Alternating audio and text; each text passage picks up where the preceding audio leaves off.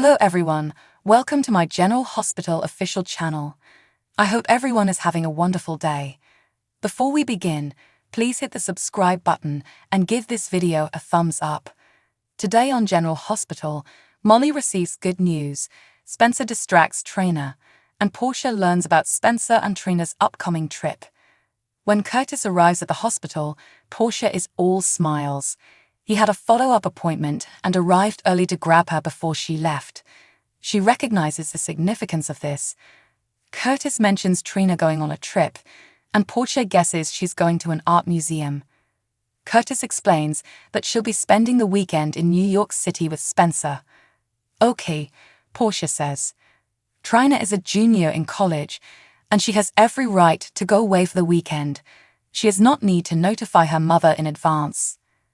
Curtis is surprised and wonders if she is really this calm. Portia acknowledges she's disappointed, but there's little she can do. She knows their daughter is obstinate, just like them, and she can't make her stay. Curtis is impressed and goes to his appointment, saying they'll chat later. Later, Esme arrives for an appointment with Ace and runs into Portia. Portia compliments Ace on her amazing work with him, who is definitely a happy baby. Esme acknowledges Spencer's assistance and thanks her for proposing they take the parenting class. Esme also thanks her for treating her so well after what she'd done to her daughter.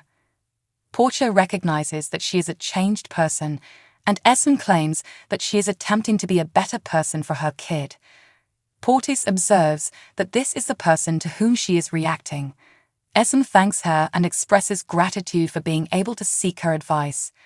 Portia explains that she was a young mother herself and understands how difficult it can be. She tells Esme to contact her if she has any questions. Curtis returns from his checkup, while Esme goes out with Ace. He tells Portia that he's still in a wheelchair, but that he's fine. She expresses gratitude to him for informing her of their daughter's travel. TJ encounters his mother, who had stopped over to see a neighbor. TJ tells his mother that he has been invited to assist a doctor with his procedures. He must be at the top of his game, and Jordan remarks that it's a good thing he has time to study because that will all change once the baby arrives. TJ expresses his concern that he may not be a good father and that he has no idea what to do. Jordan claims that there are books and websites regarding infant care, but the truth is that it is learned on the job.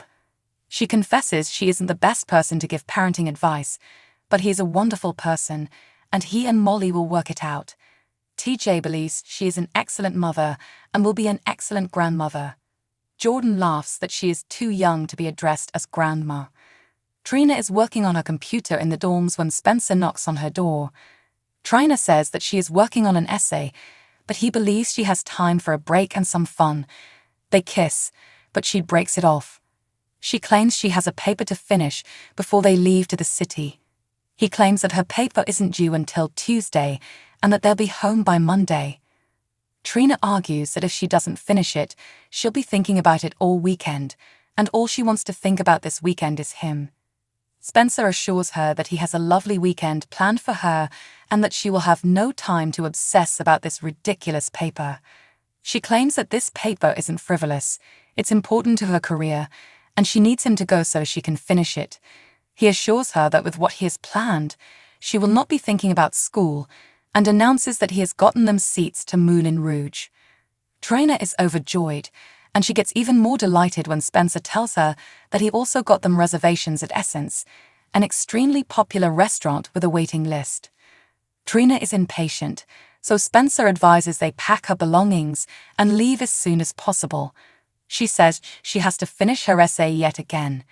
He figures it's done, and all she needs to do now is proof it, and she smiles. He chuckles, saying he knew it, but she tells him he's mistaken, and that if he wants to leave early, he must. She kisses him on the cheek and pushes him out the door to finish her paper. Alexis comes by the court to see how Molly is doing today. It did not go as planned. Andrea contacts Molly unexpectedly, stating that she has to see her straight away. Alexa offers to wait with her daughter because she's close and on her way over. Andrea enters with a serious expression on her face.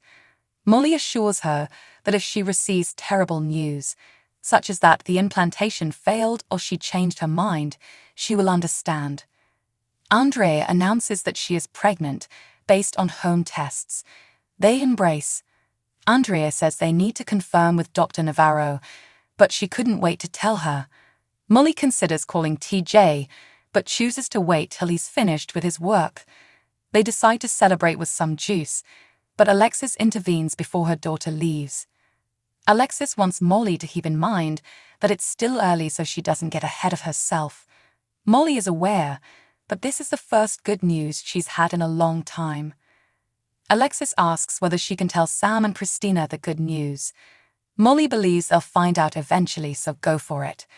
Later, Alexis phones Gregory to tell him she has good news and believes she has made a breakthrough with Kristina and Molly. She's in such a fantastic mood that they should skip work and do something on his bucket list. Kristina is serving clients at Charlie's when Blaze walks in, and she is astonished to see her. Blaze inquires as to if she knows her, but Kristina replies that she is simply a fan. Kristina feels bad about fangirling over her and offers her a free drink at the bar. Blaze simply requests sparkling water while waiting for a business appointment. Kristina inquires whether this is about a new album, but Blaze responds that she is meeting with a prospective new management. She claims she wants more control over her career after her trauma with Link. Kristina recalls Blaze and Chase's Nurses Ball performance and reveals that she and her sisters had performed in the past. Blaze asks, "Do you sing? I'd like to know more about that. You're obviously more than a bartender." Kristina claims to be the manager of this establishment, yet she was never a professional vocalist. She was nervous before every performance, but it was all for a good cause. When Kristina gets a call, she excuses herself, and Blaze checks up one of Kristina's past performances on the internet. Blaze compliments Kristina's performance when she returns. Kristina smiles as she thanks her for the praise. Drew goes into the showers at Pentonville, and shortly 2 other intimates attack him. He fights back, but they knock him out cold and kick him while he's on the ground. Eventually, one of them stops the other and declares that the job is complete. They abandon him on the floor, bleeding and unconscious. Cyrus locates Drew, checks for a pulse, and summons the guards.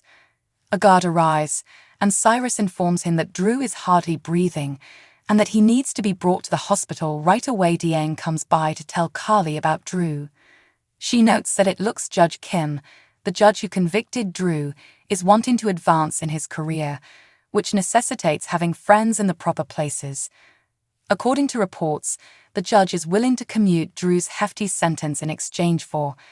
Carly understands that they want her to turn on Sonny. Diane explains that no agreement has been reached. They don't know if the feds are involved, and this might all be a political ploy to promote the judge up the ladder. Carly resists any arrangements since Sonny is still a member of her family and she will not put him in jail. She understands that if Sonny goes to prison, she and her children will also become targets, which Drew does not want. Diane informs her that Drew isn't new to Port Charles, and he understands what it's like to be engaged with her, so she shouldn't feel guilty about it. Carly wonders if there is any way to prove what this judge is looking for. Diane points out that this is a long shot, and she must first discover precedent for another judge imposing a politically motivated sentence. They are stopped when Diane receives a phone call, is shocked, and demands an explanation.